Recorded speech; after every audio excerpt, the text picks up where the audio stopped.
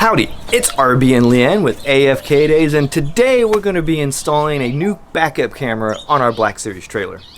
Our particular model of the Black Series did not come with a backup camera, nor did it come pre-wired. So, we're going to have to do a little engineering to make this work. Previously we used a Furrion camera. We weren't really big fans of it, and so this time we're going to try a different model. We're going to go with a Haloview camera. Alright, let's get started. These are my least favorite projects, which involve being slightly destructive before you get to make the improvements. So if something goes wrong during the destructive phase, it's not as easy to revert. The plan is to replace the center red light at the top. Obviously, we'll need a ladder. So what we have to do is there is caulking around the light, and we have to take the caulking out, which means cutting the caulking out. I've already tried to remove the two screws in the light. They aren't really attached to anything. The light's being held on by the caulking, so as soon as I cut off the caulking, then we're pretty much committed to this course of action. This is the Haloview M7109. These are all different parts. Up here you have the items that are dealing with the monitor. Plug into, yeah. You have an adapter here, some different types of screws, a couple of different connection options, and then the camera itself. These are the tools that I think we'll be needing.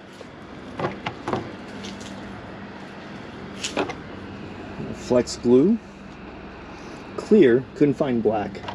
They had white and clear, so I got the clear. I've used it on a couple of projects already, seems to work fairly well. We'll give it a go. So we're up here on top of the Black Series, getting ready to remove the center red light, and we start with the cuts. Nice and slow. Hopefully we'll be able to clean it up a bit later.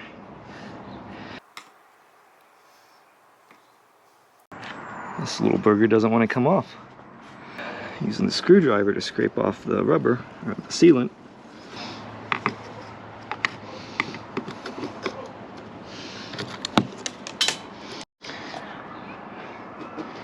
So they gave us a lot of slack here, and on investigation they already have some quick connects here, which will make it slightly easier to mess with this.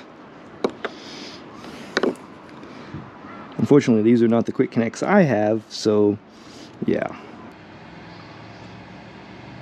Next we add quick connects to the camera wire and also replace the quick connects on the trailer with my own quick connects. We did have a problem with the rubber cover plate. The hole for the wire was not big enough for the camera wire. This is not really big enough to put the hose through, the cable through, so we can make this slightly bigger.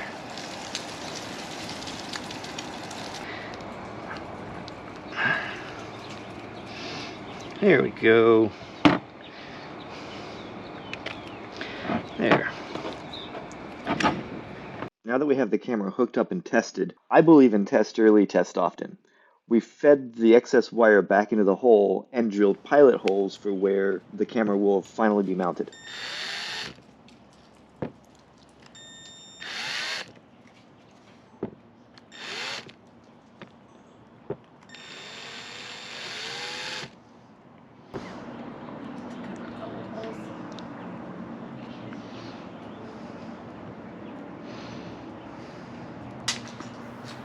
Can one really have too much sealant?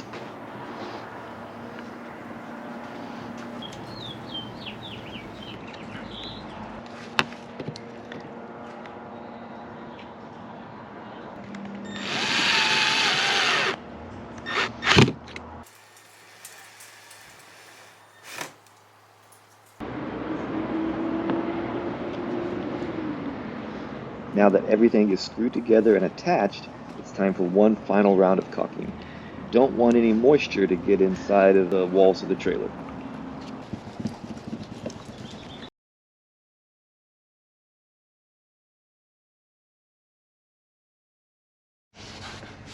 All right, right, we're done. As you can see, it's set up and ready to go, but it went relatively well. It looks great. There's a lot of features in here that the one on the Little Guy Max didn't have. We had a Furrion before, and this is by far better than the Furrion. Just the color of it makes it look so much better. You can see in the sunlight, I can see with my sunglasses on. The install was a little bit more complicated, but considering it, wasn't pre-wired for Furrion like the Little Guy Max was, this went relatively well.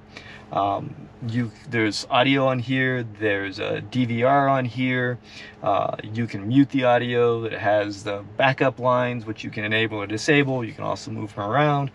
A lot of neat little features. But yeah, hopefully this will be a lot better of experience than the last backup camera we have. So yeah, we'll keep you posted how it goes. Got it done, and I'm very happy with how easy it was and with the end results. Until next time.